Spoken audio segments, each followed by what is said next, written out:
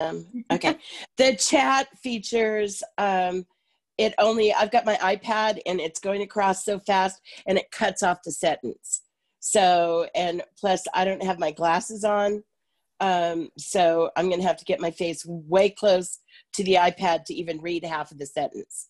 So it's way better if you guys, just unmute yourselves and say, here, and that little blue hand that comes up to raise your hand, just don't. If you've got a question, please just ask. I'm a dirt girl. I'm used to teaching in the bush. We do what's called tailgate parties in my herbal classes, and we all kind of caravan up the mountain, and then I take my truck and I put my tailgate down and I sit on it, and we all sit in shade chairs and we all sit around and talk and do that. So that's the way I'm used to teaching. And so the Zoom thing, I'm kind of getting used to it, but I like to see people's reactions. So kind of be hyper vigilant. If I say, like, do you guys get this? Then nod your heads. Or if you don't get it, do this or go, whatever. That's the way I respond to the teachings. The way I teach is going into the cosmic consciousness of the class and seeing the questions that are being asked and to stay on topic. Also the way I teach is called circle ambulating, and it's different than most teachers.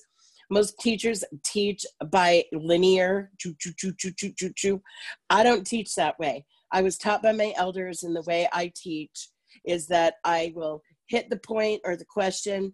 I may go all the way around with a story or an explanation, but then I come back to the question. So I just want people to be really aware.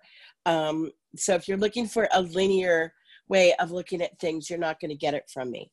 But I will try to answer your questions as quickly and as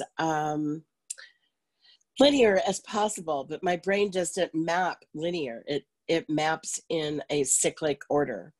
And so, and I didn't mean cyclic as in sick, but I could be, who knows? But anyway, so we're gonna kind of, the first thing that I always start out with is a prayer, because that prayer foundations us in the right way and the right things to receive and give away. So I'm going to start with a prayer, and I always call in and I activate my solar plexus. Those people that are part of Sun Clan, you know how to do this. You call in your name. Grandmothers, grandfathers, receive our hearts. Creator, hear our prayer. Creator, I thank you for this day. I thank you for the rain that is upon us, and thank you for cleaning our world. And wherever people are, please let them breathe in the air that helps disinfect their lungs. Those that are sick, Creator, I ask, please give them element of air. We call to you. We ask you to come and give them that relief of breath, that place within themselves where they can cure and be able to breathe.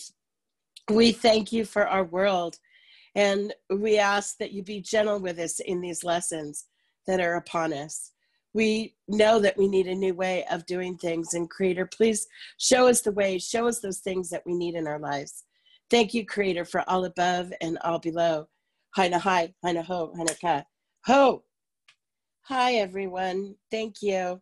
I always start out my classes with a prayer, because it's not about me. And that's what I really want people to understand, that in teaching these classes, it's really of just using yourself as a vessel.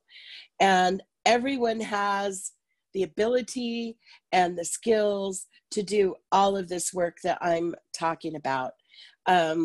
We in ourselves are indigenous from somewhere, whether it be in Italy or Germany or England or the Americas or India or any of that. We were indigenous from somewhere.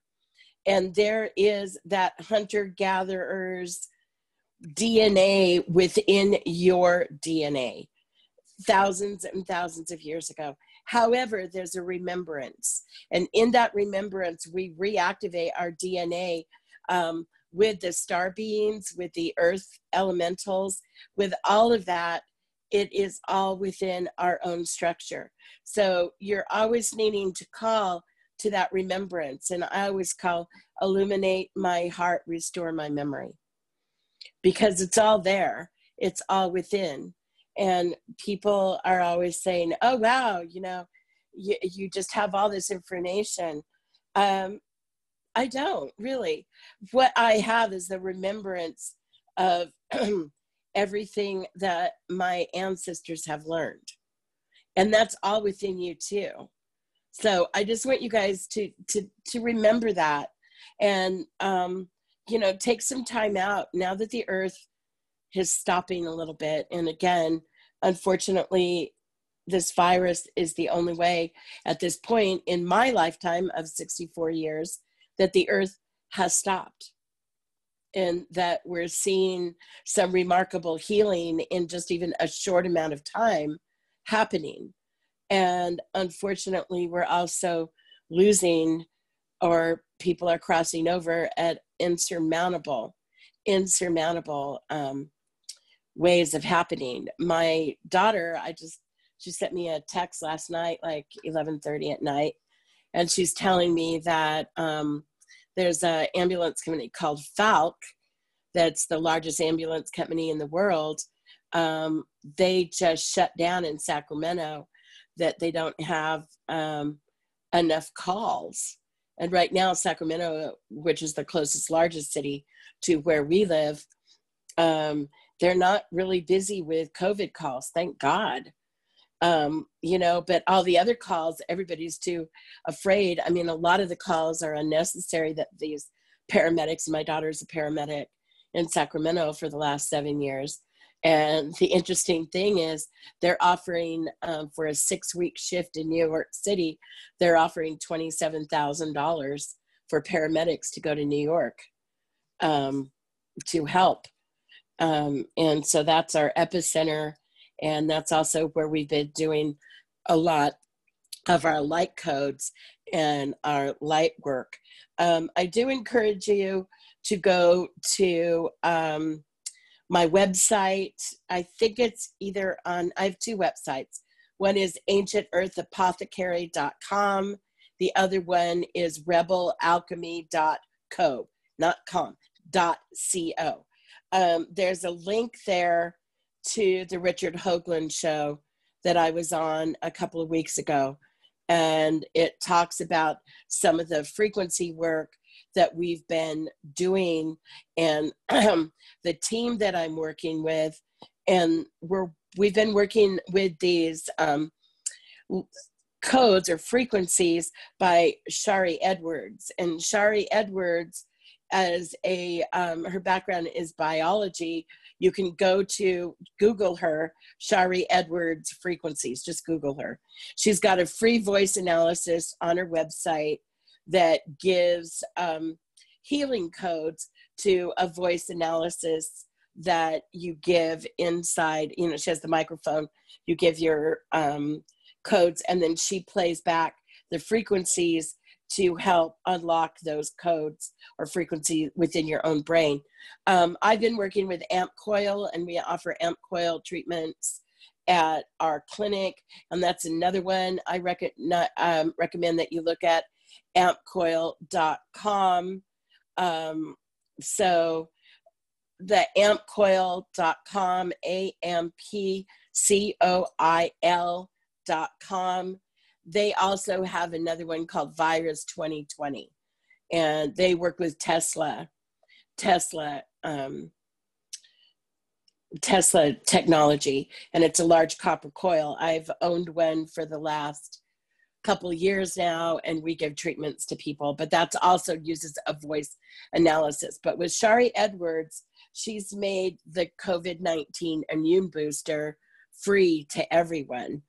And I've also, so we've been using these codes of enlightenment. As you can see, I'm sitting in my pyramid. It's not a trapeze, promise.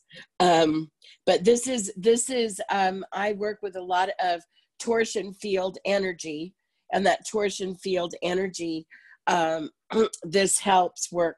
This is the 76 angle, and as I had said before, the 76 angle is called the Russian pyramid. It's StargatePyramids.com. I work with that team, Lori Sasson, Charlie Zeese, Bill McKenzie, Tom Nunberg. They're part of the team that we've been working with. And you can go back on their website. He does pyramidquest.com, Pyramid Quest. It's usually on at noon Eastern Standard Time. I've been on their program 3 or 4 times. And he does a lot with this, and he's the builder of this pyramid. And this pyramid is a 76 angle, which is the Hindu temple.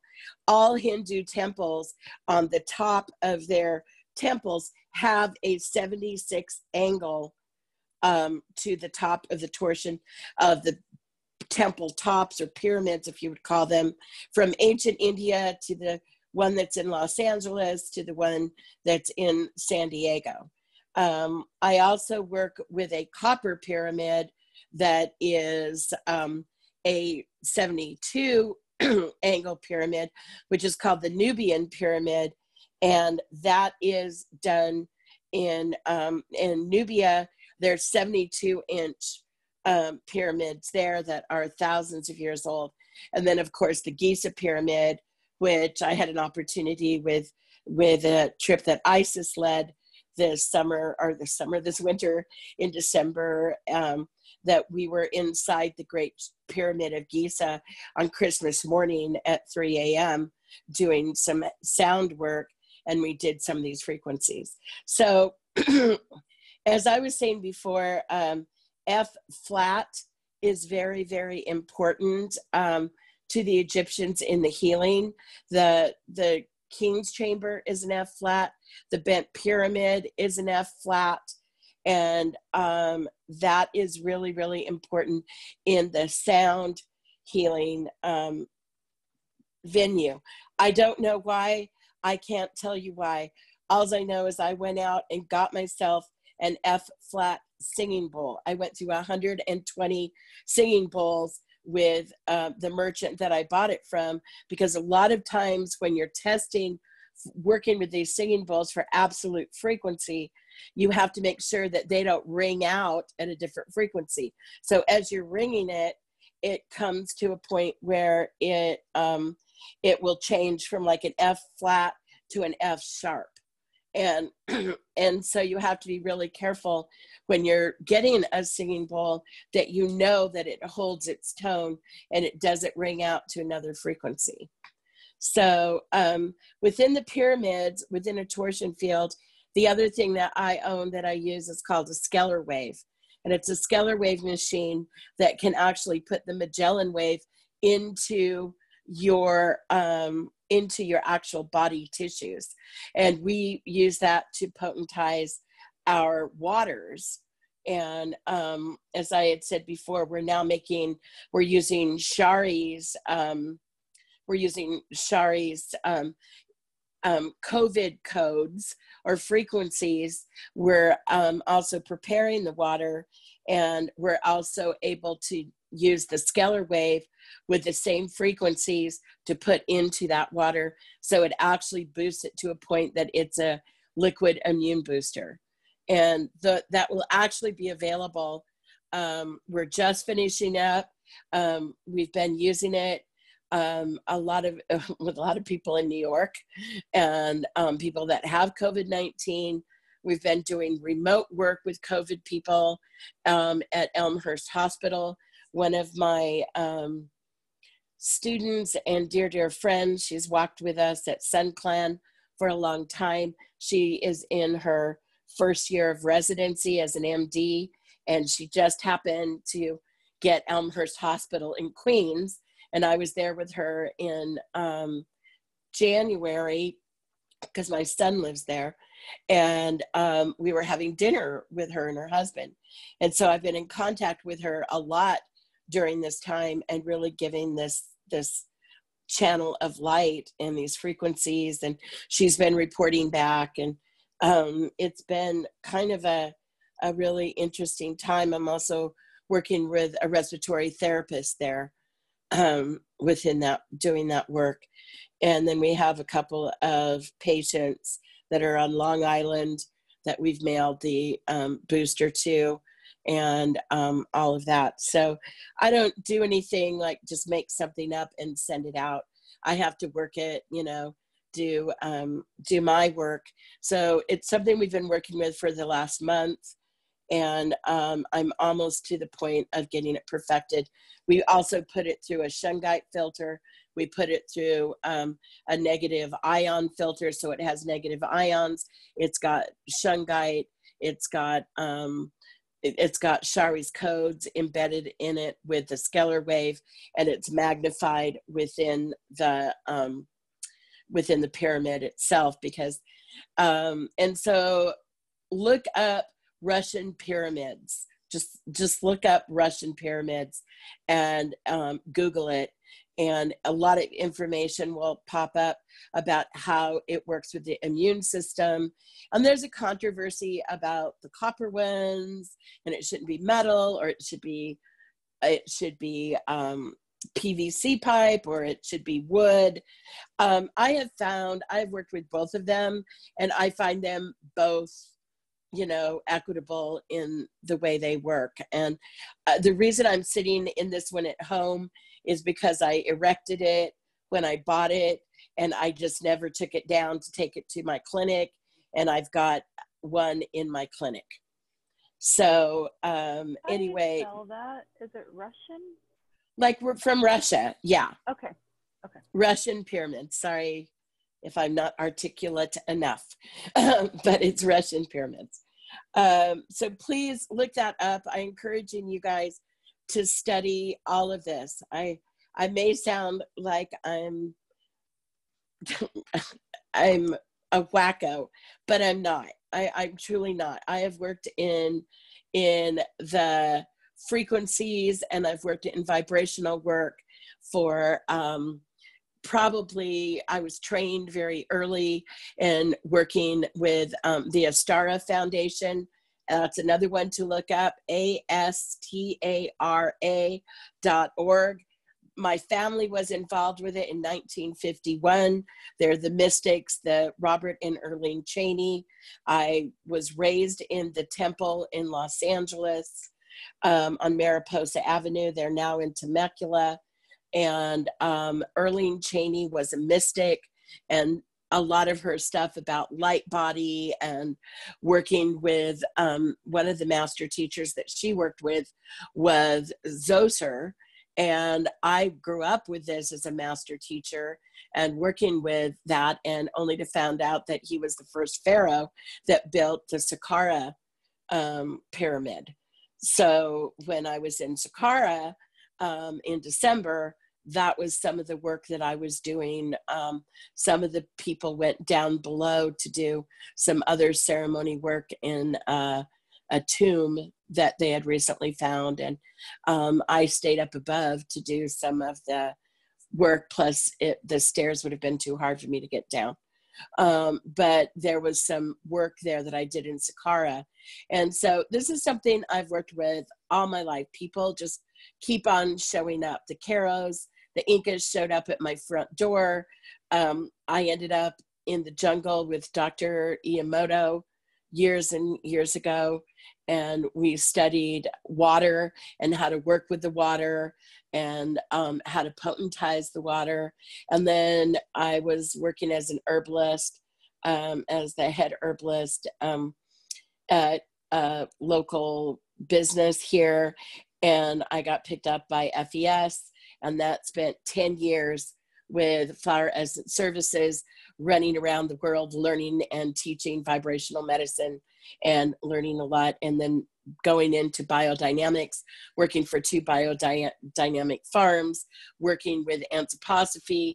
My kids went to Waldorf, studied all the Rudolf Steiner stuff, plus my own background as a nurse and working in laboratories growing up, and then also as a clinical herbalist and having a clinical herbal school. So my life has been full of frequency, plus my father's teachings at the door, and we'll talk a little bit about that here in a minute. So frequency, resonance, it's a new buzz kind of right now, but it's really an old buzz, and it's been around 1,000 years. So I also studied, somebody studied Astara. I don't know, can somebody pop on? I only read half that sentence. Who said that? Nancy. Hi, Nancy. Hi. I found my home here with all of you, and I'm so happy. All of you. I just love this. It's so great. Yes, I studied it after Erlene died because I'm a little bit younger, than that. But yes. But thank you. Thanks, everybody. Well, thank you for putting that up. So good. Other people. Erlene Cheney is known around the world. She died in 1997. I think Robert Cheney died in 1980, maybe. And then in 2003, Sita, who I grew up with, who was we were about the same age, she died in 2003 of cancer. But people have taken that organization on, and actually I'm in contact with them right now to see if I can support them in further classes and trying to get some more information out, and to help them because they're struggling financially, and they've helped a lot of people they've had a mystery school for over 50 years, 60 years, probably almost 60 years now. They've had a mystery school. They brought Kundalini yoga and Hatha yoga in the 50s we used to do Kundalini yoga with a fire breath when I was 5 years old. And so they were really profound. So really, really look at some of their stuff, especially their degree lessons. So anyway, I just want to, we're going to talk about the portals of light and exactly what does that mean and what are they. And we've prepared a quickie, and it's a very quickie little PowerPoint that I'm grateful that the Academy of Oracle Arts is platforming their entire profile and what they're doing in Isis, in Sanya, and how she's putting it together, and with another team. And this is being born as we're doing it, the mystery school that Isis is putting together. And I'm going to be part of that, and I'll talk a little bit about my part with that as it comes up. So anyway, I think we're ready for the PowerPoint at this point. Is there is there any questions? Okay, no questions. Are we reacting here? Okay, I want to see the wobble of those heads like the little Hawaiian doll. Okay, here we are.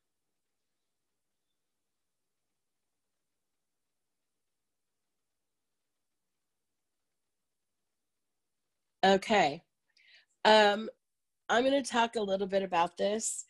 This is what's called a Sipapu. A Sipapu is a ceremonial area that is built for lower, middle, and upper world. Not every fire pit is a Sipapu, and not every circle is a Sipapu. There is Sipapu, spell it. Sipapu. I think it's Sepapo, Sipapu.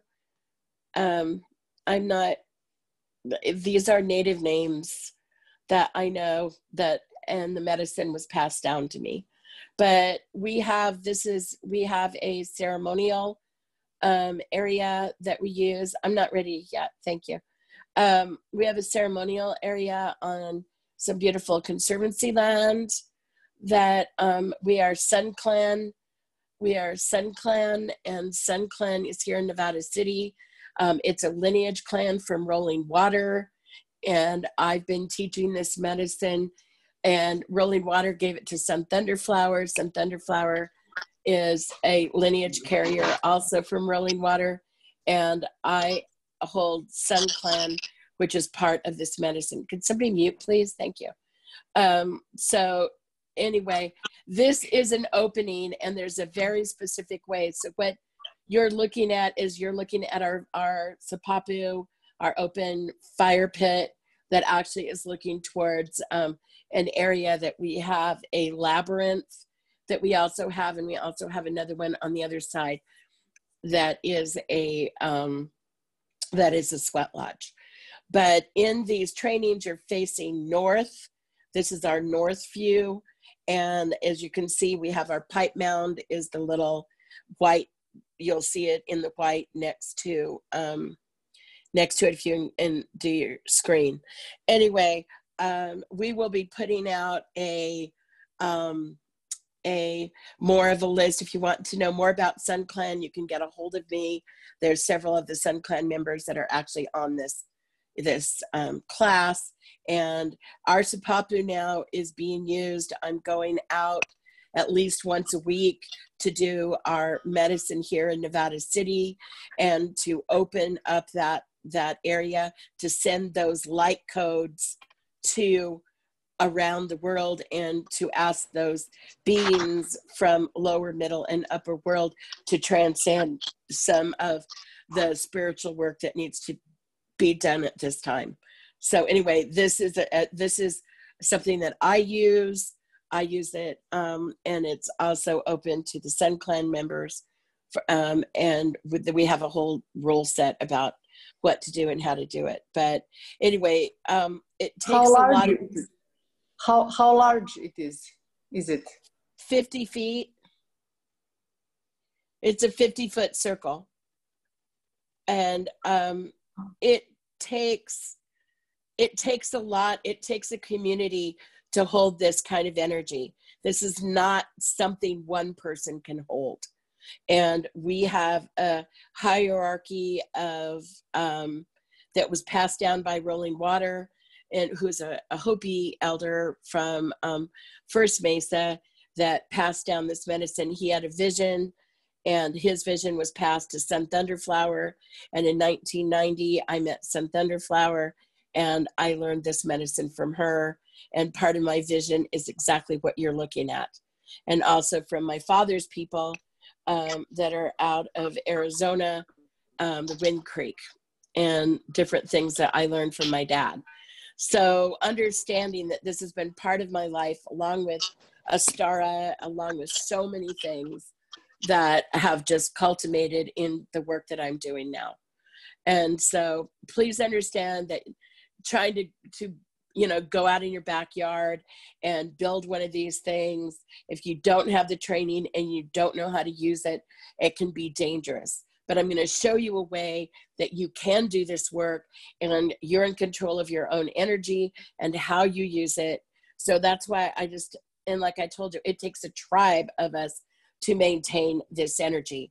And we have about 10 people right now, 12 people that are in our medicine team that are very, very active, that participate. We have cedar that we use. We have different ways we use the water. We have our firekeeper. We have our pipe medicine.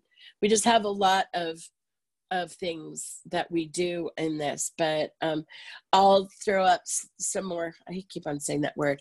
I will put up, not throw up, some things on Sun Clan, and I'll give you my information. If you're interested, you can get a hold of us, and I'll give you more information. We have a question from someone. Yeah. Please ask. I'm curious if this located on a vortex? There is a confluence. Thank you for tolerance of technology. Maybe we overflooded the system, who the hell knows. So anyway, back to this Sipapu. Like I said, it takes a lot to manage something this size.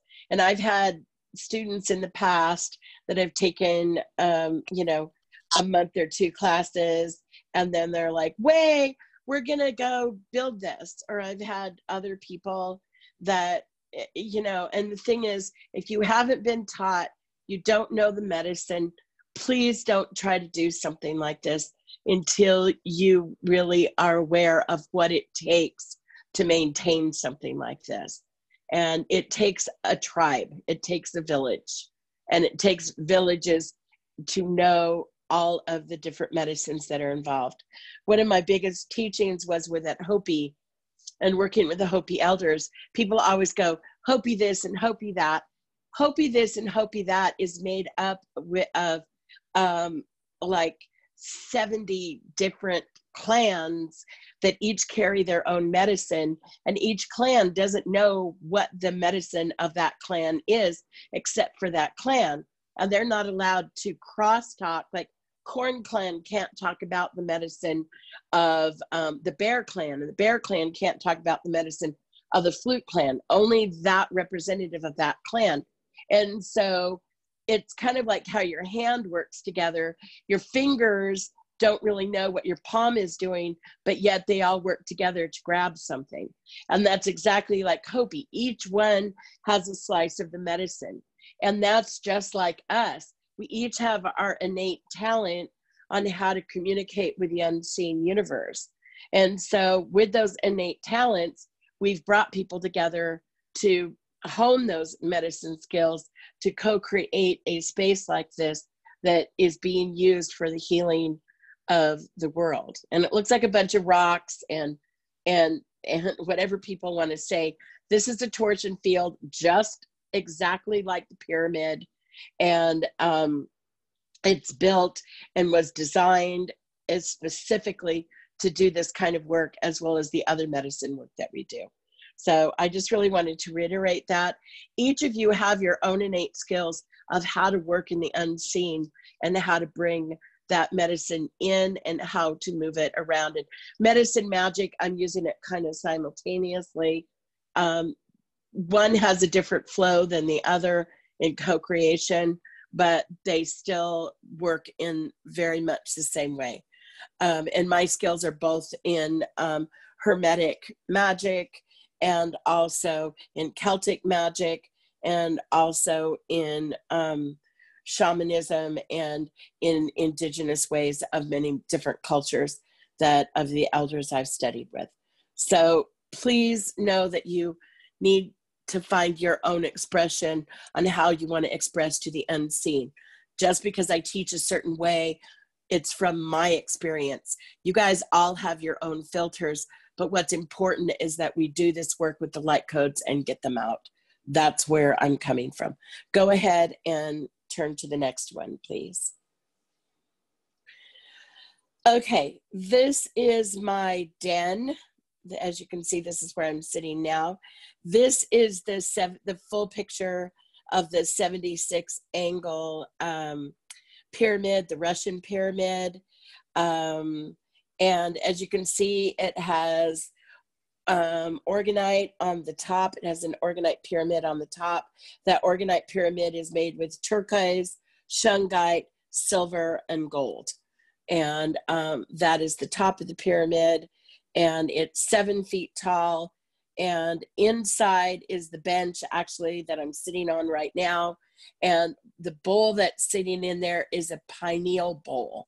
So often I will sit in this, I will sit in my pyramid and I will play my pineal bowl with the pineal toning to work with the pineal gland. As I had talked about yesterday, we're dealing with the fact of we have calcification and hypercalcification of the pineal gland, and the thing is that pineal gland has, it looks like a pine cone, and it's been used for hundreds of years. That's why the little pine cone beds that were so popular back, actually it started in the Renaissance period, 14th, 15th, 16th century, and it was a representation of the pineal gland.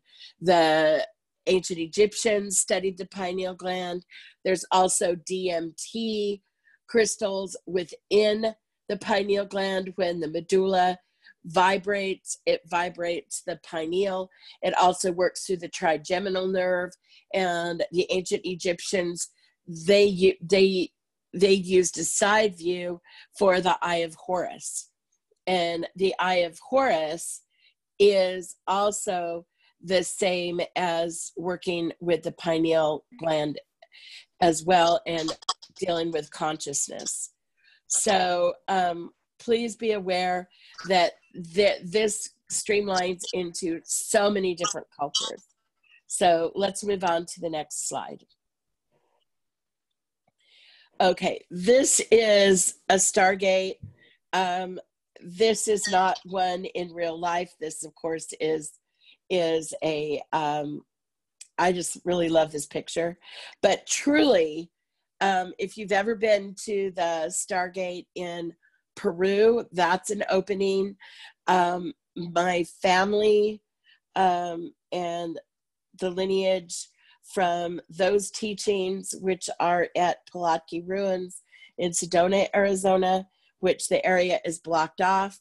You can't get to. The only way that I work with it is we called the Hopi elders down. We did on February 2nd of this year, and I go and do the work at this door every single year. This is a kind of a hyper picture of what that door feels like, and it's actually what it probably looks like if I was able to see it as this. These are many of the ancient natural sites, as well as the monolithic sites that were built to hold these codes.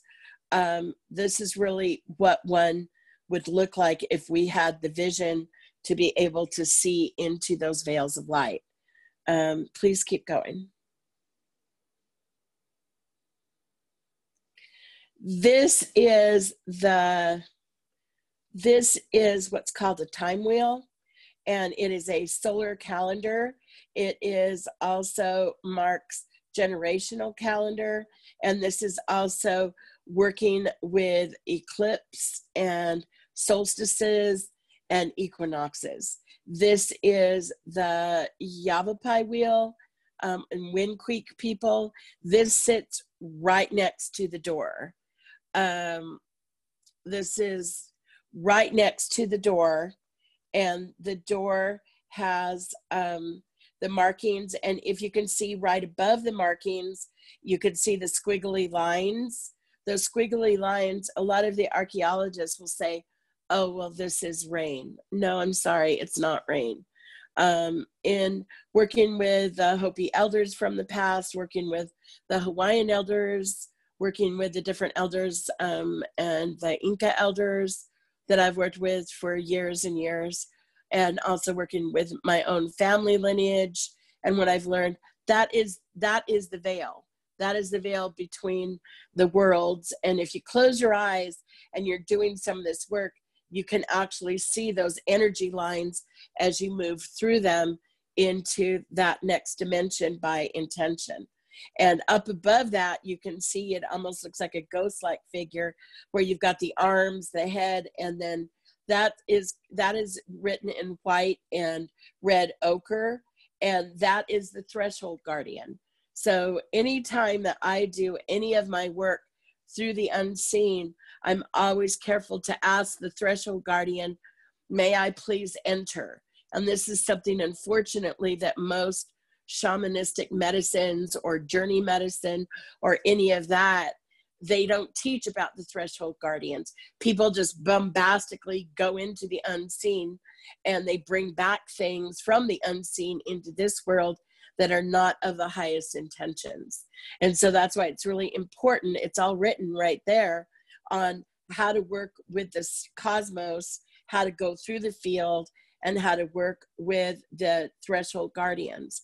This sits about 10 feet from the actual door, which the door is, the story is that when the ancient peoples had the flood between the third and the fourth world, that they went underground with the ant people.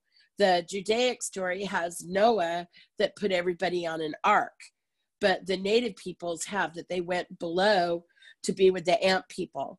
And each clan and tribe have a different place that they came up in the world. Corn clan came out of Africa. The Hopi Corn clan came out of Africa. The Hopi Flute clan came out of Tibet. The Wind Creek people came out of this place.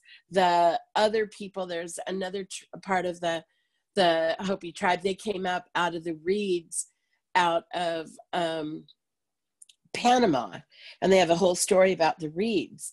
And so indigenous peoples and other peoples in the Northwest have the story that they were brought from the moon by the raven, and the raven birthed them, or grandfather, or the turtle came up from the ocean and we were born on the backs of the turtle. And the sharks brought us from underneath the ocean and put us in the land of Hawaii. And so Mono, the shark, is the Amakua that you work with. So every indigenous tribe, including, have so many of these creation stories. And so this is just the Wind Creek creation story, but this is what the premise that I teach from. And it's all written right there of how to work with the cosmos, work with it, and then go through the unseen, work with the threshold guardian. And I always ask permission from the threshold guardian, is this mine to do? You know, may I please enter? And there are times that I'm told no. And so I have to have my humility instead of saying, well, my earth time here says I've got to get this done right now because so-and-so told me I had to do it. And I'm going to do it right now because this is all I have time for. It's not a time to do medicine that way. When I've learned from my own ego and my own mistakes that, oh, well, I've got to do it now because this is all the time I have to do it. BS. I've learned to move out of my time into the unseen time. And when I have that guardian spirit that says no to clouds, then I'm like, oh, no to clouds. I don't do that work. So it's good to know your own voice. It's good to know when there's another power coming into you that's saying, no, don't be egotistical enough to think that you can outpower a being like that or ignore that being. If you're given a no, but you have to ask the question. So please have the humility before you do this work, before you go into unseen, to ask that question. Next one. Okay, this is our door. And this is a side view of it. Actually, the front view is, but I took this one specifically, that you sit on when you activate the door. There's actually, they have put cactus on the seat, and if you look down at the bottom, you'll see pieces of cactus and things like that. The reason the cactus is there is to stop people from trying to use it, and it's put there by the BLM. BLM took over the land after my uncle died in 1979, and they weren't active with it until about 2008, 2005, maybe somewhere like that. They became active, and they have docents there now, and you have to make an appointment to get in, only between 9 and 3, and it's a big deal. And because the Wind Creek people are not federally recognized, I am not Native. I was adopted at birth, but I carry the lineage as the birthright for my father and his family. And under that birthright, I have the right to do these ceremonies at this land, but I've been turned away. My students that have been with me at this place know exactly what I've gone through to be able to do this work. And I am so grateful to the Hopis that actually will come down. And when I need to do this work, they are there, and there's no question about their legitimacy. And so they will go and come with me to open those doors so I can do this work. And this picture was taken on February 2nd, 2020. And we were there to do this work. And there's a tonal activation that is done at this door that I started back in 2008. I've been going to this door since I was about 12 years old. 9 years old, I think, was really actually the first time I went, but I wasn't initiated until I was 12. And then I lived my life. My uncle died in 1979. I was trained by him, and my dad died in 1970. My uncle took it over in 1970 after my dad died. My uncle died in 1979, and I lived my life. I had my children. I went to college. I did my life, and it wasn't until 2008 that I realized, and I went back in 1993, I went in 1997 when the Hopis came over to Hikiau on the Big Island of Hawaii to do a ceremony, and that's when it really opened my eyes that I knew that I had to do something. So in 2008, I went to the door and I did the ceremonies that I knew to do to open it. And in opening of the door, you can see the helix. You can see, no, it's not in Chaco Canyon. It's in Sedona, Arizona. Sedona. It's not something you can get to. It's protected by BLM. And the only way you can get to it is to have the elders come and open the door. Occasionally, if the docents aren't busy, they may take you back there. But it's not a place to do something unless you know what to do. It's just like that Sipapu. You need to know how to work it, and it could be dangerous if you don't. So I'm just telling you, there's cautions here. Here's the helix. The helix of energy. There's actually a helix on the other side of it. In the red, you can see the threshold guardian above it. You can see the markings on this door date back to about 8,000 years old, is about the first. And those are the Neolithic scratchings, which are also showing an energy field. Those are the first ones, and they're actually underneath. And so the way the tribes would work is that they would put symbol upon symbol upon symbol upon symbol. And also to the left, in the right, you can also see they look like squares, and working with those squares, that's also a solar calendar, and that is also working within the cosmic calendar. So okay, somebody wants to know, Cindy Moss wants to know what a threshold guardian is. A threshold guardian is the guardian that guards the door between this physical world and the unseen world. And it's the being that exists between in these openings to guard them. So the things that are in the other world don't come out, and there's things in this world that don't need to enter there. And it is a guardian that guards the door, basically. So when you're doing this work, if you're not supposed to be there, it stops you from doing certain things. So, and it also will stop your entrance to it unless you know how to enter it correctly or ask correctly. Did that answer the question? I hope so. Okay, thank you, Cindy. Let's move on to the next. Okay, this is Karnak Temple, and I had spoken about this yesterday about the sun transmission. I never understood, I mean, I understood the transmission because we've learned how to do those transmissions actually from the elders. Hopi will not cover a child's head until after they're 5 years old. So there's no baby caps, there's no little knitted head things, because they believe that that sun needs to enter, that transmission needs to enter the baby's system to make them healthy and to understand the transmission codes from the star that they were born under, which is the sun, our sun, into their genetic code and into their genetic soul.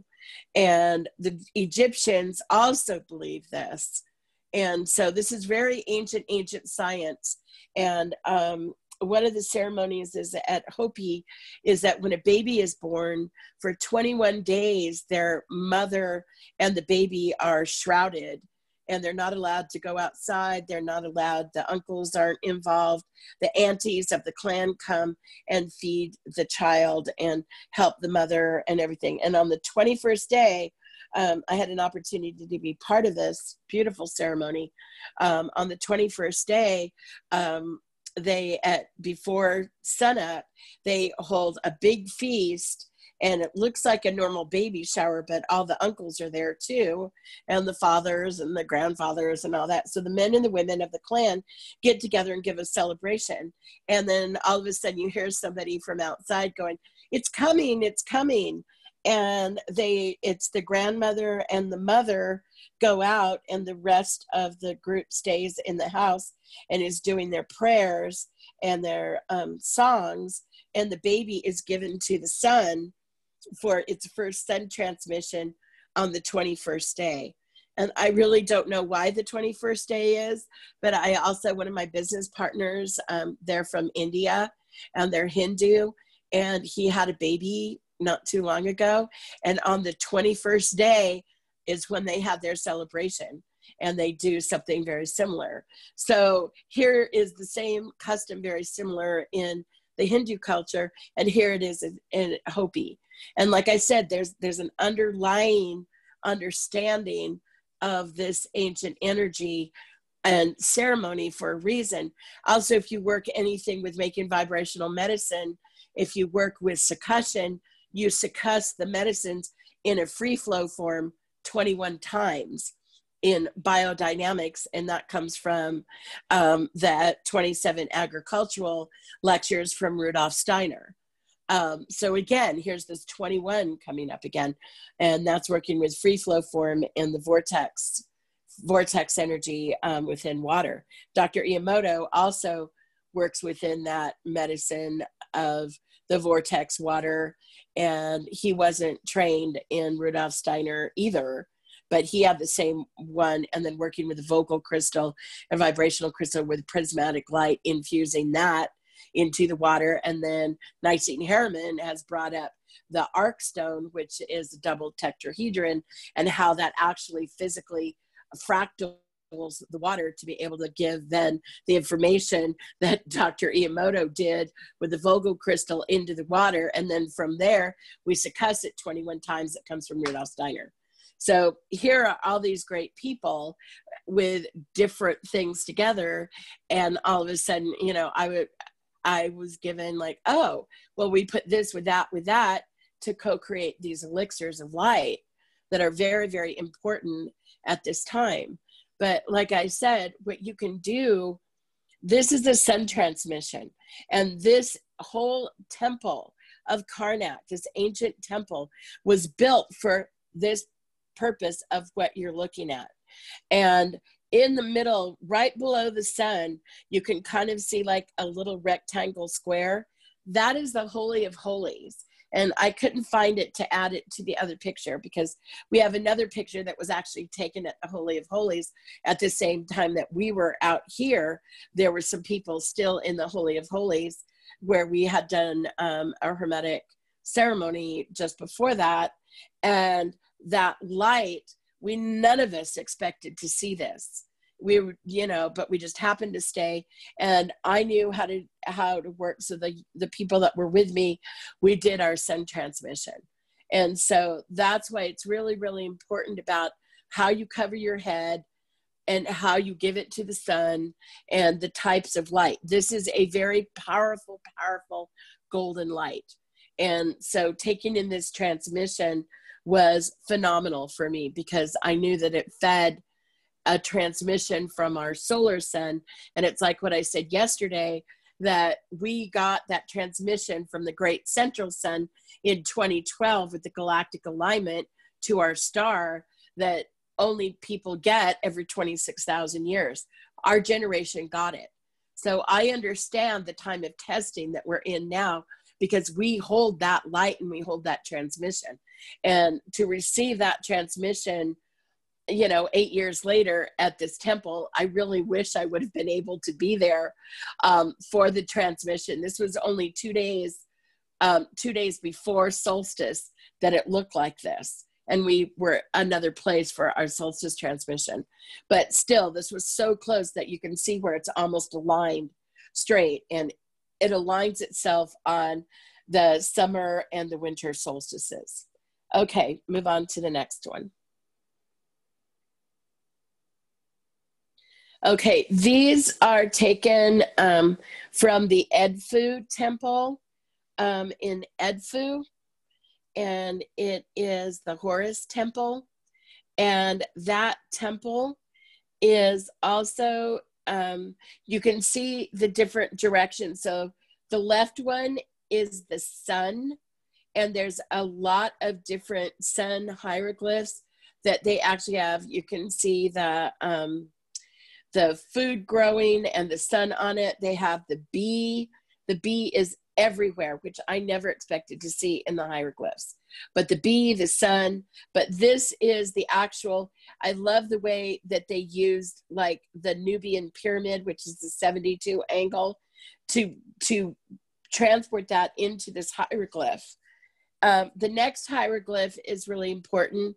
This is the circle of the sun, the 4 cardinal directions, along with the cross quarter directions. So within the cosmology of working with that, they also had an underline working with quarters and cross quarters. And so here it is on the map. And it's also very much in the mosque. If you go to the mosque, a lot of the mosque is underneath. You can see they have the quarters and cross quarters in their main part of their sanctuaries, or I don't know exactly what the mosque. So I don't mean to be, what do you call it, saying the wrong word, but it's dishonorable by what you call the mosque floor. But a lot of the mosque floor has these repeating patterns. They're not round, they're square, but they show the 4 cardinal directions with the cross quarters. Go on.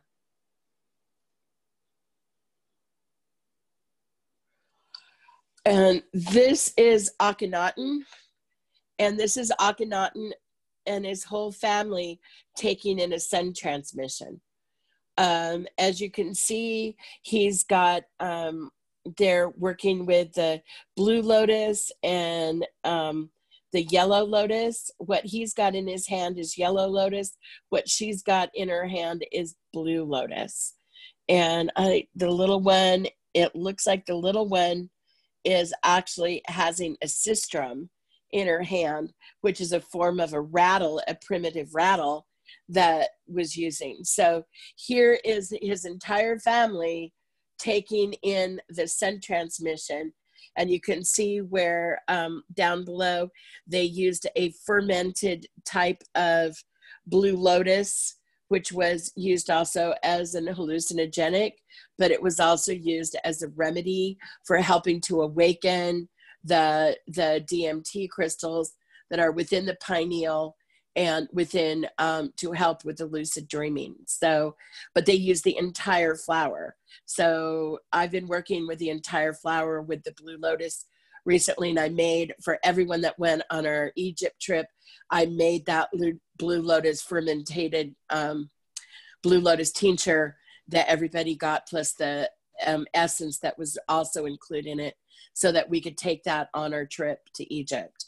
And it's not so powerful that you can't function. It just signals to your body. It's a vibrational medicine, also a tincture that helps activate your pineal gland in working with that medicine. So everyone, we were using that. And so here's a picture of exactly what I'm talking about. And this is 18th dynasty. So probably 1200. So that would be about 3,000 years ago. Okay, keep going. Is that the last one? Okay. No, it's okay. Go ahead. No, you can put those up. Do you want to put those up? Okay. We had talked about yesterday about the pineal gland and keeping the non-calcification of the pineal gland. Well, this is the Pineal Fork. And you can either order it online or you can order it from us. We do have that availability to get it. And this is also the pineal singing bowl, and that is also available to us. And we'll, at the end of this, we'll tell you how you can buy it through Ouroboros, and that helps sustain our business and also get you the tools that you need, especially during this time, to be able to activate that pineal gland, do your sun transmissions for your pituitary gland, to really help go into the next level of consciousness. And as I had spoke about the Schumann Resonance yesterday, our ascension. And I know people use that. And what we're doing is that our entire family of humanity and our solar system and the galactic solar system that was given those transmissions 26,000 years ago are upping their frequency. And like I said, in my lifetime, I've never seen anything like this. And I don't think my parents in their lifetime, my dad would have been 110 years old on April 3rd. So I can tell you from the stories that I know from my dad, they knew about these times coming, and they've written them on the walls. They've studied them deeply, and to work with other people, as in so many other indigenous people, it's written on the walls, and it's written in their stories and their storytelling. So these instruments are ancient tones of instruments. And it's best to work with something that vibrates the air and not just working with a tone on your phone, because working with those tones really helps encapsulate moving energy, and it helps to move the energy. Sometimes the electronic field gets in the way of moving that energy. It's a way of working with it, but it's not the best way. And when you're working with that, it's best to work with them. How would you suggest then? That's from Pamela Flynn. Her question, how would you suggest to work with these? I work with them up close and personal. And I'm going to play my bowl for you guys at the end of this. I have this purple bowl here, and I'm going to play that bowl. And I also have the fork. We tune our forks in my Earth Wisdom class. We use this to potentize our water as well as we drink it. So anyway, we'll talk a little bit more about this at the end. So I think there's one more. Okay, this is just an example of the Temple of Karnak. It says segment. That sun transmission that you saw in the picture, we were able to put it into the water. And that is what this Temple of Karnak is. That actual transmission was imprinted in the waters, and these are the Elixirs of Light, and I've got a whole realm of them. And if you go to rebelalchemy.co, we do have these, and we also have these available through Ouroboros, and we have all the temples. This is another example is the Ancient Library of Alexandria. We went out to the ancient library.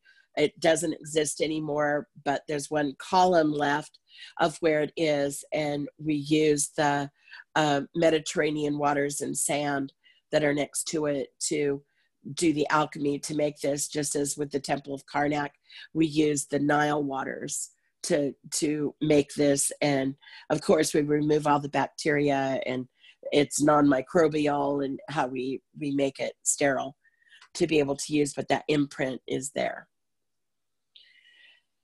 Somebody asked a question and I couldn't read it. Can you just unmute and say it?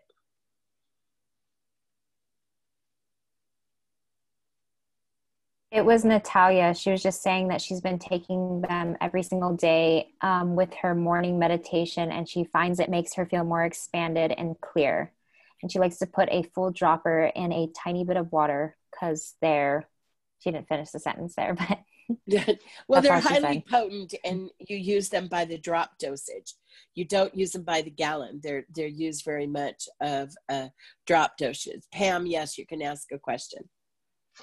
Hi, thank you so much for that. It was all amazing. I just had a question. How do you know which essence is your essence? Like, well, if you go to my website, you'll see I have over 150 essences, but I also do combined essences, and I also do, I make custom dosage bottles for people, but then I also have remedies that are made by the forces. So people that need light, people like a light force, an energy force, a spiritual force, a heart force, or working in a shadow force. I even have that.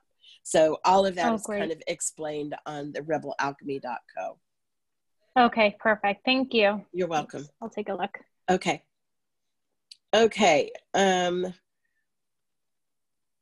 Let's go back. I think that's our last one.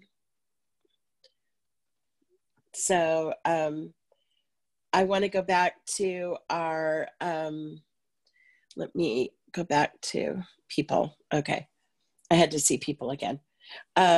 So I really want to get down to brass tacks now on about how to work with this energy.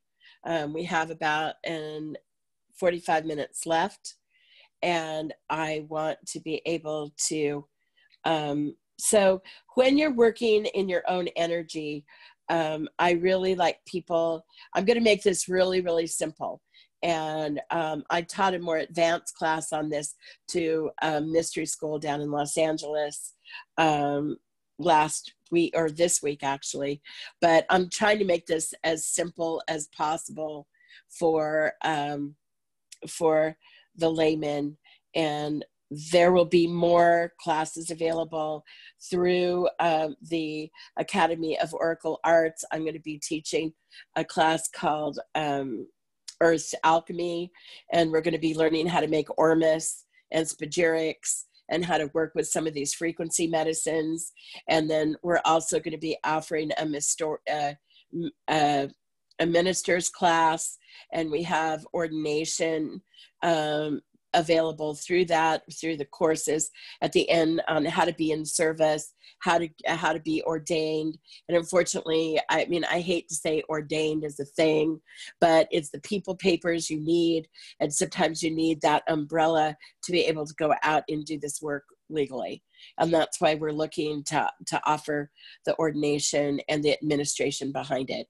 It's way more than working with the $10 church that you mail in and you get your certificate, because a lot of times you have to show that you're participating, that you're acting, and that you've had the classes behind it to hold it. So that's what we're the ordination program that we're putting up with the Oracle Arts Academy. So, so I'm going to do this really, really simple. And so the first thing I would love to have you guys have is that I'd love to have you have a candle. That's it. a candle. And so you can, I'm going to be very linear on this, which is really hard for me, but we're going to do this in a linear way. We are in a time right now when our elements, our earth, air, fire, water, is not working as well. It just isn't. Our elements we're in earth changes, and some of the prophecies, and I'm teaching a prophecy class next week. It will be next Saturday at 3 o'clock, same Zoom information. You could go to my Facebook and see it, and it will come out in the Ouroboros newsletter. But I taught a class in November of 2019, and I think that's going to go up on the YouTube, that you can see that before we do our class, and in next Saturday. But understanding that we're in a time where our elements, so how we ever worked those elements, they're not working as they used to. And the energy on top of that's between the seen and the unseen. The Hawaiian prophecy is what is above shall come below, and what is below shall come above. And that's exactly what's happening. So we have an energy rising. That is our ascension. Our light energy is arising. Our more, and I'm not saying light as in light and dark. I'm saying the light frequency codes that empowered our ancient civilizations to have a higher consciousness is the energy that's rising. What's above us is all the dense energy from the last epoch of the Iron Age that we've had to deal with. And all of that is now sitting on top of us, basically, as we learn to rise, come into alignment with these light codes. And it's how to work with these light codes and work in the unseen instead of the seen. So when we work, and what I mean by that is that when we work, most of our ritual work, most of our prayer work, most of everything is done on this plane, and then we send it out to co-create. Where we're dealing with now is that we need to go, I'm not going through my cardinal directions anymore. We also have the cross quarters, and I'm working through the cross quarters, because the cross quarters are the nexus point of that quarter. And if you're trying to understand this, let me just use fall is a perfect way of working with it. Fall, we have Samhain, which is, I'm just using it for a name instead of a direction. And I'm not overlaying the Celtic energy on this. It's just the easiest way to understand it, is to understand that. So the Celtic, it's like using November 1st. And November 1st, there's 12 weeks in a quarter. The half of that, so a quarter would be from the time we have fall equinox to we get into winter solstice. There's 12 weeks there, from September to December. There's 12 weeks. In those 12 weeks, they're divided by 6 weeks. In the energies of fall, we have 6 weeks of manifestation. You know, just before fall, everybody's hankering for wanting to do hot chocolate and be by the fireplace. But, you know, you've got to get things done for winter, and you've got the harvest, and you're busy, busy, busy, busy. And then all of a sudden it turns cold, depending where you live, and it goes, and you go inward. There's a natural time. So that's the time of introspection. So during that time, that pivotal point is what we call Samhain, or what would be called the darker part of the year. But it's the nexus point where energy builds up until November 1st, and then it goes in, it starts degrading in that to the point of which is called the cycle of descent. So we've got the waxing and the waning. And so it is the pivotal point between the waxing and the waning. Does that make sense? So as that, in our medicine wheel, the markers that we have dolmens that we used, and you can look up dolmens in the Irish and dolmens are a Stargate. They were used very much they look very much like the entrances to the temples in Egypt. And they were used by the cults for the entrance into the unseen. So we have the quarters and cross quarters, just like that picture from the hieroglyphs and from the Edfu temple. And so when we mark our quarters and cross quarters, our cross quarters are the gradient point of energy between the waxing and the waning of that quarter. And those are the energies that I'm working with now, because going frontwards into our energies of earth, air, fire, water is that they are in turmoil. They also are in great flux and great change. And as the earth changes, our elementals change. And they are the point of manifestation for us in this world. So also, there are things that be in this world, whether we want to call it the deep state, which is the new coin word for it. People call it the cabal. People call it the Illuminati. What the hell you ever want to call it. It is that which does not want to see you do good. Let's just put it that way. Whatever it is causing oppression. That is the thing that's causing oppression, or the dense energy. So let's just put it as dense energy, and you can name it whatever the heck you want to name it. But that dense energy has eyes and ears, and it doesn't want to see this light energy enter this time and this place. And that's why it's really important that you work under, and you work under, you go through the black back door and you do your work, and then you come back through the unseen. So you have a candle that gives you a long way around. I told you I circumambulate when I talk, but you have your candle. There's your candle. You can enter that whichever direction. If you know how to call in a wheel, or you cast a circle, if you have that knowledge, please do that with the candle. If you don't have that knowledge, please don't worry about it. If you have that knowledge and you can mark your cross quarters, then please use your cross quarters. And again, you have the candle, you scoop that candle, you take that fire. It's got to be a lit fire, not a picture of a fire. It needs to be an actual fire, whether it be a candle or whatever. This is something I learned actually from the Inca, and taking the carpais, which are light seeds within your auric field. We bring the Inca here through International Carols Foundation, which I've been on the board for 10 years, and we bring them here twice a year to do these ceremonies of the light seeds into your body. So with working this, you're going to take that candle and you're going to scoop that energy into your solar plex. You're going to feed your solar plex. Then you're going to activate. Maz had a question about, okay. Her question was, do we just use the cross quarters? Yes.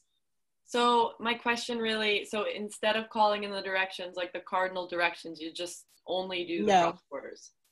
I call in the cardinal directions, but I also mark the cross quarters, and I go in to do this work at the cross quarters, but I don't go into the cardinals.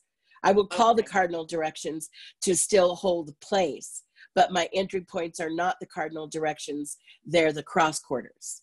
Thank you. Okay.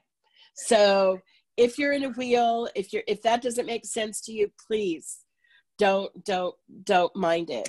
So what I want you to do is that you scoop that energy into you. So you have to feed your energy field. Please understand, you always have to feed your energy field. In our ceremonies at Sun Clan, we feed our fields, our energy fields for 9 days, before we do a ceremony. Then we do the ritual, we pinpoint that energy at that nexus point, and then we let that energy go, and we just let that energy do what we intended it to do in the ritual.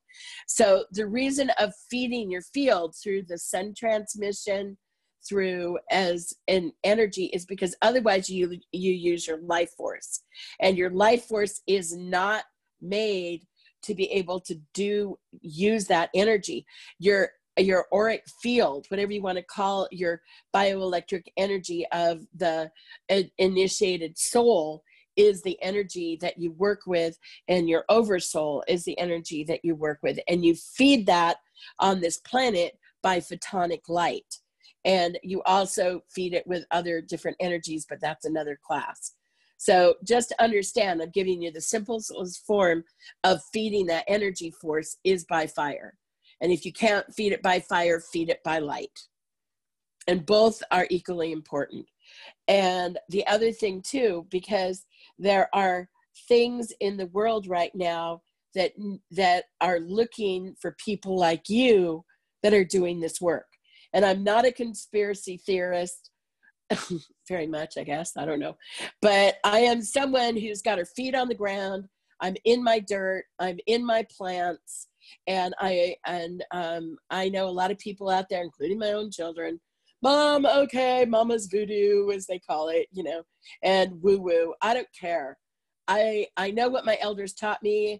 I know the elders showed up in my life to teach me for a reason, and I know we're sitting here, and if you guys are all fringe or woo-woo, that's up to you. But however, you're here, and I'm doing the work that Creator told me to do. And this is the time that we absolutely need it. And in that needing it, we have to bring those, not use our life force. Our life force is extremely important. And most rituals are taught by using your intentional life force. You use intention. Intention is the boat. It's the solar boat that takes you into that next dimension. So after you feed your fire, and let's say if you've decided to make a circle, you know what cross quarter that you feel comfortable. And again, there is specific work sitting in specific quarters. I'm not giving you all that right now. This is a very basic class, and I have more advanced classes on the radar, but right now these are what we're working with.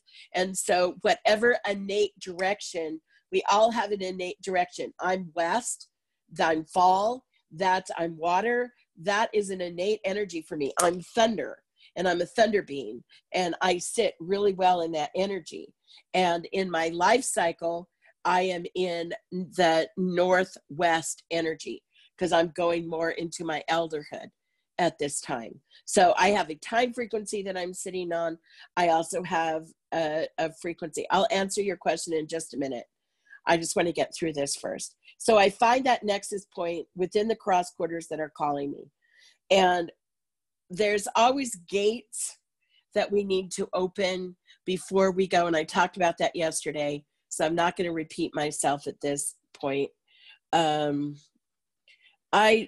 will answer some questions here in a few minutes. I need to get through this first. So when we're working with this energy right now, we don't work with the front of our solar plexus. We work with the back of our solar plexus. We need to guard our front. And so instead of facing that cross quarter, you're going to turn around and you're going to face inward, or you're going to face your fire, and know that the energy that you're working with is coming from your back, not your front. And the reason I'm telling you this is because we went to do these specific light codes within the pyramids, within the temples, and we planned this for a year before we even went on this trip to Egypt. And there was a very small group of us that were doing this energy. And when we came across doing it, we found that we couldn't do it forward. We tried to do it. We couldn't do it forward, and we ended up doing it backwards. Same thing that we found out at the door when I went in February in the door. And that's the reason, is because anything that is coming towards us with that dense energy is going to try to enter your front, not your back. Your back is much stronger. Of a inaugural shield, we have shields on our mantles, and how we work our spiritual mantles. And it's easier to open your back, let it in, and close it than your front. And so we set our backs to that cross quarter. We're focused to the fire. If you don't have that cross quarter to go through, then go through the fire. That's the only thing I can say. Your ritual, whatever you're doing, however you're going to bring, and each person has their own innate way of bringing your own light frequencies to you, whether it's rubbing your hands, whether it's taking that heat energy from the fire and you're holding it, whether it's you've gotten a transmission of star language, whether you have indigenous songs that you sing, or mantras that you say, or whatever you do, those are given into your hands. Those are given into your hands.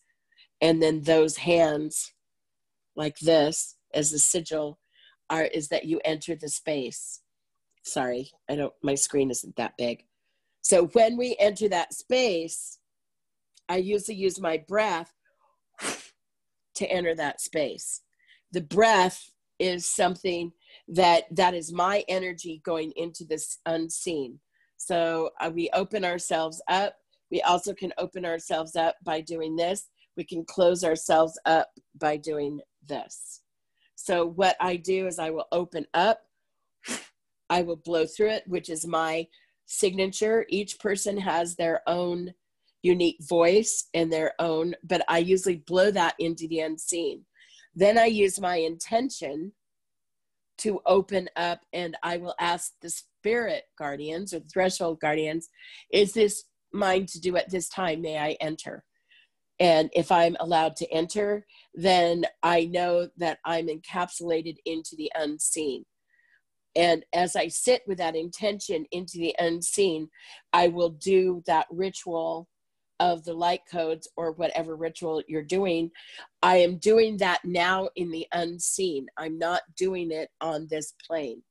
The reason is I'm not doing that work on this plane is because we have a lot of watchers right now, and it's not safe. You will bring that dense energy because you're creating so much light that attracts the dense energy, and you don't need to attract that dense energy into your life.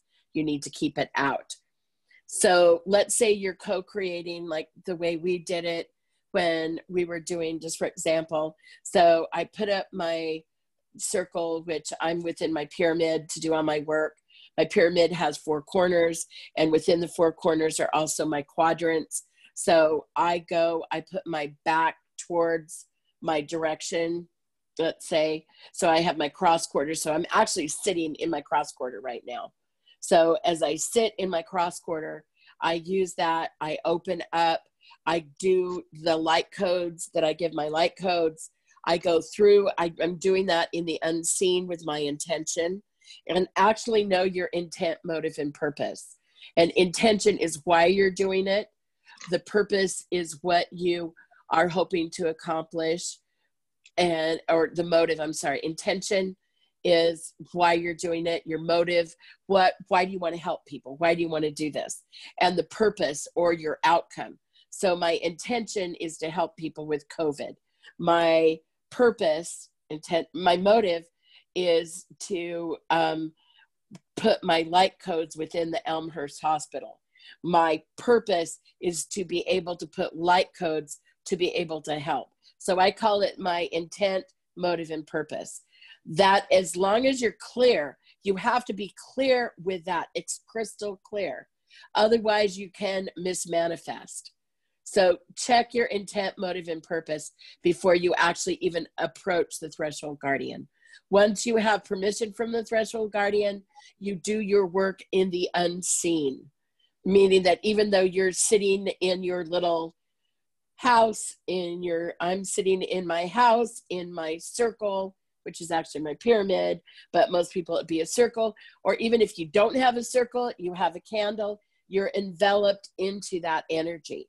So as you go into the unseen, then as you have your little bubble of the unseen, you do whatever ceremony that you're doing to do those light codes. And then you travel. So in the unseen, through my meditation, I'm traveling to, and I'm still in this bubble of the unseen, I traveled to Elmhurst Hospital, and I opened the unseen from the inside. We're used to opening the unseen from the outside. We open the unseen from the inside. You open it up, you do your transmission of your light codes, and then you close it from the inside. And you close it either with intention, with your hands down like this. I have a deeper medicine where you use your name sigil and you close things, but that's a whole different way of doing medicine. So I'm not going to talk about that now. You could just close the unseen. So that way it's closed from the unseen. You're approaching it. So you're going in, you open the unseen from your sacred space. So you go into the unseen to actually do your ritual. You move through the unseen to deliver it to wherever on the middle world or this plane that you need to deliver it. You close it from the inside and you come back. Then you let it go. Co-creation is what Creator has given us, free will. That co-creation, whatever you deem your higher power to be, I say creation, I say God, that's my sometimes goddess, whatever you deem that to be, let that go. Because if you try to control it, you'll bring more dense energy on you. The other thing too is that you don't want people that are the watchers, and I don't mean watchers in a bad name because there's watchers that are good, but those with malintent, they can smell back to you right now. If you're doing magic in this world or medicine in this world, there are people, especially the light codes. If you're doing those light codes and putting those into the world to help with bringing to stop that dense energy coming, you're going to attract the darkness to you. And this is a way that you don't attract that darkness to you. And they have a way of smelling. They can track you. I specialize in tracking, and I track in the seen and the unseen, and I also track on the physical. And understanding tracking, and especially generational tracking, there are those that are skilled as the way I was taught from my elders, that know how to do that, and they know how to track you. And so it's important for your own safety to know how to work in the unseen realms right now, and work from the outside in, not from the inside out. And that's where we've always worked before, was more that we work here and then just send it out to do something and call down the unseen, versus working in the unseen and going. Okay, so, I've had 3 questions, so I just need you guys to unmute and ask me those questions. What are examples of the actual light code work? Light codes work actually come from the sun, and they come from the sun transmissions. And the light codes were given to us in 2012, and they were given to the great central sun, which is our black hole in the universe, our black hole in our Milky Way. That Milky Way, the elders call it the great central sun, or the great black sun. That transmission, when we had the galactic alignment in 2012, which was the ending of a cycle, which is actually the 3rd gate, and in 2012 we entered the 4th gate, and the 4th gate of pestilence. So our pestilence has been let loose. There's different gates that we're going to go through all the way up until 2060. Read some of Isaac Newton's work. he was very profound in his timelines with some of his stuff from 2060. So was Nostradamus. And there's also elders. There's books out there on the Hopi prophecy. There's books on the Hawaiian prophecy.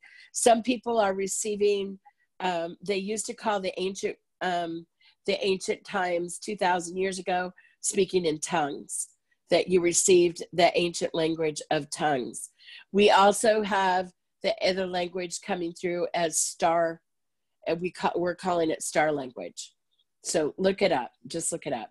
There's also, for me, I was given our lineage's songs. And in those lineage songs are the light codes. And there's one particular song that opens our door. And the opening of that door is done by tonage, and it's done by song. So and then it's also done by the sun transmission. So when the group that I was with, -1, when we were in Egypt, the three of us, there were four of us, there were three of us that took in those light codes. And there were those, somebody said the holy names as well. And again, that depends on what lineage that you're from and that vibration, but also some of the biblical holy names, the Judaic names in Kabbalah, things like that. And actually what Isis is teaching, and those names also in Egyptian, and also the names as you go through the tree of life. And a lot of these sounds are translated into the light codes. And so you will have to find your own resonance within those to find your own light codes, if that makes sense. We all have them from our own DNA. Also, make sure that the water that you're drinking is live. And I don't have time to teach on that at this time in this class, but next week when I'm on, I will teach about the free flow form and how you can succus and how you can energize your own water. And also we have our frequency codes, all the light codes that I have 150 of them in resonant water on my website.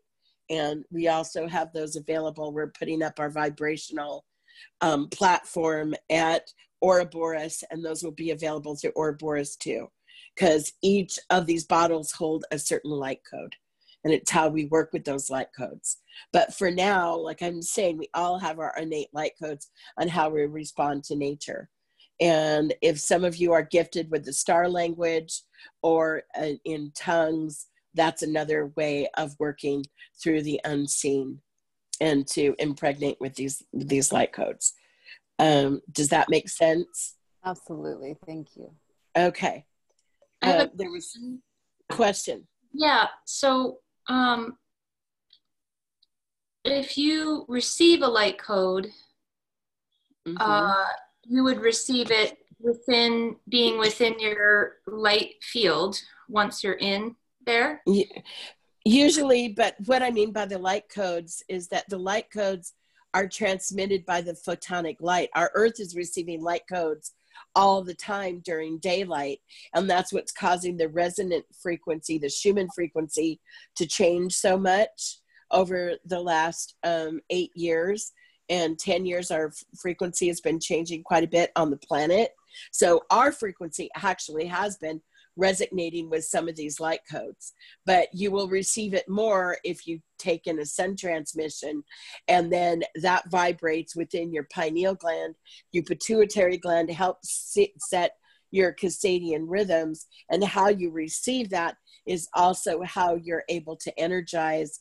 You can give, I use my hands a lot for working the light codes, because I've done a lot of hands healing as a massage therapist, as a Reiki therapist, as sending out those lights. So people that are used to working with their hands, or people that are used to working with their voices to send out those things, those are all resonant. Other people use just their own intention to send out those light codes, if that makes sense. Yeah, it does. So I'm just curious, when you have something and you kind of know how it works with you, then how do you know, like, is it, if you're like at a vortex or something, is it just simply listening and being in that meditative state, in that ceremonial space, that you know what to do with them? You Okay. open up, like I said, when you are opening up the unseen, it's like a diamond shape, which is also a square, which is and you blow into that. I use my sigil to open. You can also use this to open as that you're stating your name, moving from the seen to the unseen. If you have a name known or you've been initiated into the unseen, then you enter the way you were initiated into the unseen. People like Isis is one of them. She took our vision quest. I've vision quested a lot of people in my life over the last 30 years. And in that, each person received their initiation. In their initiation, they received how to open their solar plexus, and they received their sigil for giving that into the unseen. If you're not initiated in those ways, and through Hermetic magic, a lot of times you're through those gates. However, you have a sigil for your name. It's like the sweat lodge. You always announce your name before you go through the door. And that's the same thing. You are always, before you opening it, you're saying, I am me. So I am two clouds meeting. I'm a Hina, two clouds meeting, blue thundercloud. That is my English way of saying my name. Doing this, that is my sigil of I am thunder, and I'm at your door humbly to the unseen. May I please come in and do my work? That is the way I open it, and I open it by blowing open, and that opens the door for me to the unseen. But I am usually sitting, my whole home is already, and I do a lot of earth grids, as I had talked before, working with like Michael Tellinger in Australia with the Aboriginal people to set the land grids right. We had a huge land grid in 2011 to work with some of the earthquake problem off of the coast of Oregon and Washington with the, and we work a lot in Hawaii with earth grids and a lot of things that we have earth grids from ancient sites tied together. So any places of those, if you just put up in, if you don't even know how, just using your flame from your candle, put it into you, and then open it up and blow into the unseen, and then do your work, whatever that is, whether it's just singing a song, whether it's you're doing a reading, whether it's sending healing energy to somebody, all of that. That is, whatever you do in your ritual work or your prayer work can be done in this form to send it out into the world of light. If you're doing something specifically, I do not recommend manipulation of energy of any kind. I just recommend of the purity of your song, the purity of those light codes, and sending them out into the world right now. If you have a specific person that's suffering, New York is suffering terribly, New Orleans is suffering, Italy is suffering. The leader of our greatest ally, Boris Johnson, was just put in the hospital with COVID-19 this morning. Pray for our world leaders. That includes Trump. And I know that may sound not a good idea, but right now he's the leader of our country.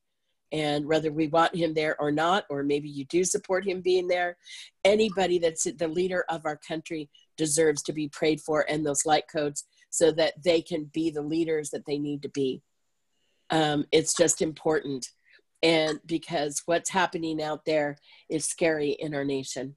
And we need to have people stand up, and people that will stand up in the right way and not be about money. And, you know, there's those light codes can make a big difference to put out in the world. big difference, because as we rise, as our platform of arises, that dense energy is going to dissipate. And the more people doing this work right now, we need everybody that knows how to do these kind of things or willing to do them to put those light codes out so we can dissipate this wave of darkness that is over us. And that wave of darkness started in China. It's now come around the world. It's gone over Europe, and now it's into the Americas. I had friends that were trapped in Peru that couldn't get home. They finally just got home a couple of days ago. I've had, friends in Italy, their parents dying that are with Dom and Her. I work a lot with Dom and Her in the past. I haven't so much but I used to teach there, and some of their people that are there, their parents are suffering. And I've got boots on the ground in New York, including my own son, locked in an apartment. Could you imagine being in 650 square feet for 4 weeks and you can't even go out because he's a mile from Elmhurst Hospital.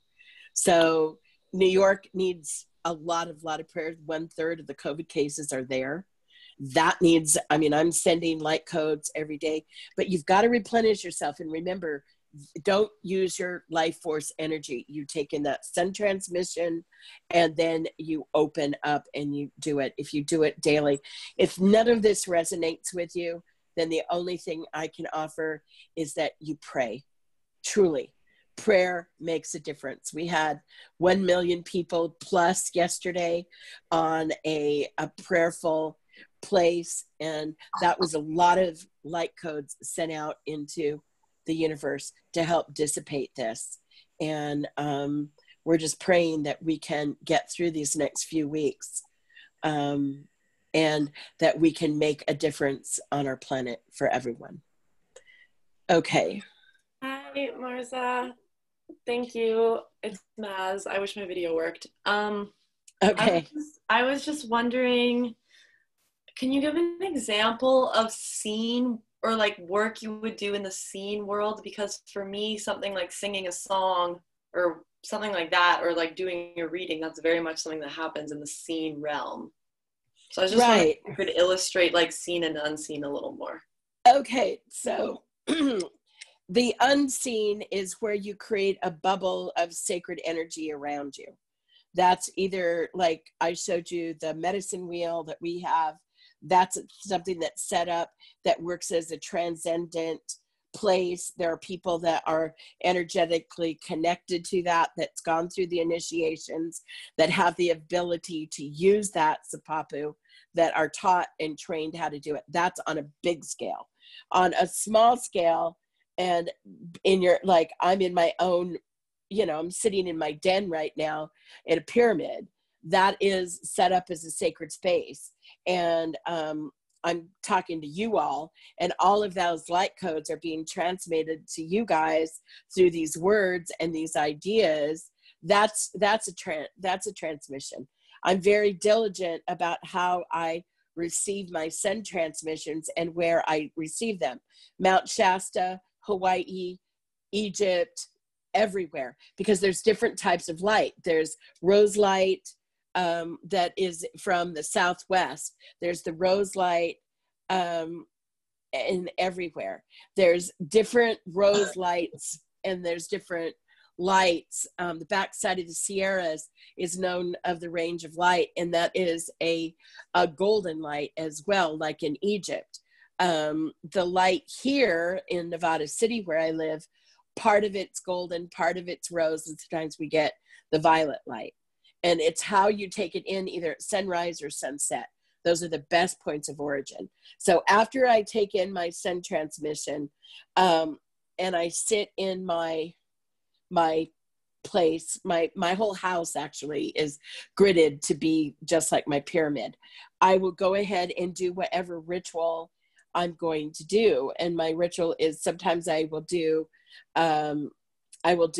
healing work for people. I have a lot of people that ask me to do healing work for them right now. So I sit in here and I picture them. I energetically will track to them, and I have a lot of crystals, 26 years at the Tucson Gem Show. I better love rocks. And so I have a lot of different crystals that I use, and I use that energy, and I use myself as a person to do, like, as you do remote viewing, you can do remote healing. And I will hold, like, right now I have asthma. So here is my asthma inhaler, and I've got people that are short of breath right now. So short of breath right now, this is what I'm doing. Okay, I just took a shot of albuterol. That shot of albuterol is now, I put that into the unseen to go to the people that are short of breath. There's such thing as in a vision quest, especially in a vision quest, where you spirit drink and you spirit eat for people. People that are on their journeys, you're going to drink with the intention of giving their bodies liquid. And you're going to eat for people that have not eaten. And there's times when I do the work in Africa, and you eat a meal for someone who's unable to eat a meal. You send that light out to them so they feel nourished. And there's times that you drink, and those are things. If you have light codes that, or a song that's coming to you, hold a crystalline piece, and that crystalline energy also works with the crystalline ley lines and the portal lines that are around. You can send that energy through the unseen. Those are the types of workings that you do. If someone's asking you to do a divination for someone, I'm sitting here looking at the divination boards, Isis divinations boards. I have one here, which is brilliant. This divination board is brilliant, and it's very complicated, and it takes a lot of focus. And I'm somebody that's been reading for a very, very long time, but I'm not to the mastery point at all, but it's brilliant of showing. It has all the worlds in it. It has the planetary cosmos. It has the major arcana, and it's got the seen and the unseen worlds. And it is a brilliant piece of work that she's been able to bring through. So even doing one of the divinations with the intent of sending that energy out to New York or to the world. And as you do that divination, send that message out into a form of light, of healing for people. Does that make sense? Okay. Yeah, that makes more sense. Okay. Okay. Okay, Vicky, my friend. My friend just asked me about the blue needle.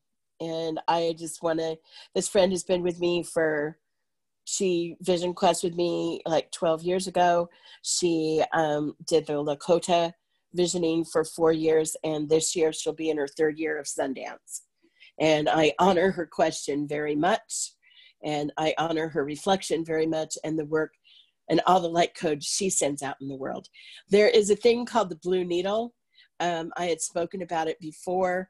The blue needle is a crystalline, it usually comes in a crystal, and it has the matrix of it. It's a natural portal, and finding blue needles are difficult. We do a lot of the we've worked with Isis and the Oracle Fire, and a lot of the elders of the Oracle Fire hold a blue needle that actually holds the portal of the Oracle Fire when we first brought it up 3 years ago. And it'll be a 4th year now this December. And we did that ceremony. It'll be 4 years. So we did it 3.5 years ago in December at winter solstice at the Mesa, when we brought that in. We brought the fire. Fire always exists. It was bringing it from the unseen into the seen. And so as we brought it into the scene, we brought it through the portal of the unseen, and we used the blue needle. And the blue needle is actually like, when you're knitting and you slip a stitch and it becomes flawed. It's not flat, it's perfect. That's usually, and most of, if you know most indigenous people, they'll drop a stitch or they'll make their baskets with something that's imperfect, because that's the portal, and that becomes the entrance of the energy that comes in. So when you're working with Blue Needle is actually a natural void in the crystalline matrix. So it's like its own black hole into the unseen. And like I said, can we do anything from New York? I didn't really get that question. Could you ask it, please? Unmute. Hey, Marza. So I'm in New York right now. Is there anything physically we can do from here that would be more beneficial, being in a place that needs that energy? Yeah, I mean, like I would grid the four corners of your home if you have crystals. If you don't, you can also use salt, and you grid the four corners of your house, then grid the cross quarters. And you can contact me. I'm going to give people my way to contact, but you can do that, make your whole house resonant or your building resonant wherever you're living. You can do that, and you can go through that portal and just keep on doing the light, but make sure you're feeding your own sun transmissions and your own field, because that takes a lot of energy, and you've got a lot of darkness on you right now, and which is draining of your own life force. And so you have to make sure that you're equitable in your own light force before you start giving that much energy out, because you're directly over that dense wave that's coming more towards California. So you have to be very, very careful of your energy right now. But if you can put something as a portal of light opened, and if you want to contact me off screen, I will help you more with that. Awesome. Does that Thank help? You so much. You're welcome. Yeah, I'm also in New York, and I'd love to like have the same as Joey, same information as Joey. Okay, well, contact me off screen, because we're almost, it's 5 o'clock, and they tell me that I can only work for 2 hours. So I've got to adhere to my time schedule. And I am teaching another class on next Saturday between 3 and 5, same sign on, same whatever. And it's going to be on the prophecies revisited. And I'm going to go over the line of prophecies that I'm aware of, the gates that brought us here, the moment that we're in, and where we're going into the near future. And, but meantime, do you want to throw up, I keep on saying that word throw up, it's so tacky. Would you want to put up my contact information? Okay. Here is our contact information. This is my phone number. I don't prefer phone calls. They're just hard for me to get to. Texts are good, and emails are probably better, but your emails are going to be answered in a day or two. My text messages I usually get to within a day, but if it's a long discussion, it's going to go to that. Here is this is where you can contribute if you want to give a donation. That goes to help feed Ouroboros. That helps feed me. That just helps feed a lot of people. So anyway, we've got that. And this is how you can contact me. I'm going to do a closing prayer right now so that we can send this energy out. Akishnana, hey, ya, hey, Ajita. Akishnana, hey, ya, hey, Ajita. Akishnana, hey, ya, hey, Ajita. Those are the light. Those are light codes going out to all of you from my teachings. And this is something that I sing also to sending out those light codes. So thank you everyone for joining us. We really appreciate it, and hope to see you soon. And those that have questions, please feel free to contact me. Okay, and hope to see you guys next time. Thank you. Okay, so much. have a good week, you guys. Thank And you. Thank be you so safe much, out there. Marza. Okay. Thank you guys. Thank you, Sonia.